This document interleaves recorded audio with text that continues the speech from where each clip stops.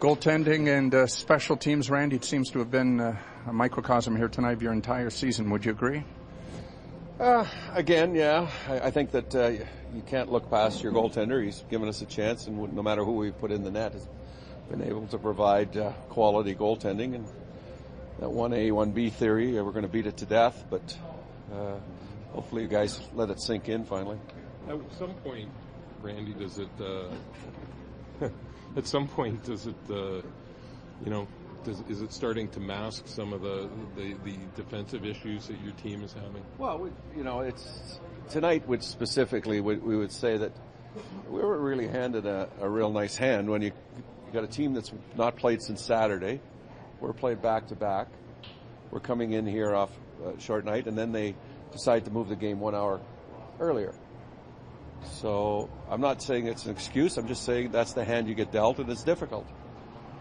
So we're going to thank our players for their hard work and their commitment. We got 2 points. No matter how you get them, there's still 2 points in the standings. So I'm sure there's going to be games throughout the course of this season that we would say we were lucky to win, or we're unlucky that we didn't win, and there's going to be more games that we're going to say we're lucky to win. So I think it all evens out in the end. Obviously, we'd like to play better defensively, as every team would.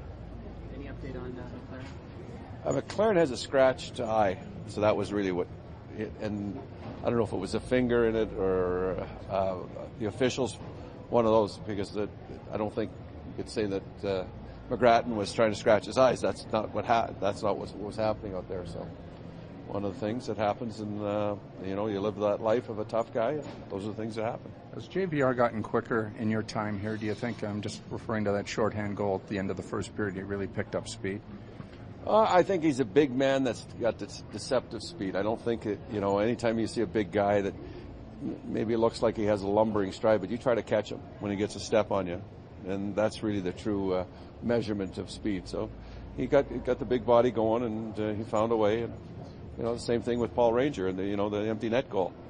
I think he pushed, I don't know who it was. It was Monahan or Barchi, or it was one of those young guys, and he and pushed him and then skated down the ice and put the puck in the empty net. And we were on fumes at the end, and probably in the second period more so. What we tried to do is rally our group and just make the statement that if we would have come in here this morning, said that we'd take a 1-goal lead going into the third on the second half of a back-to-back, we'd all be happy with that.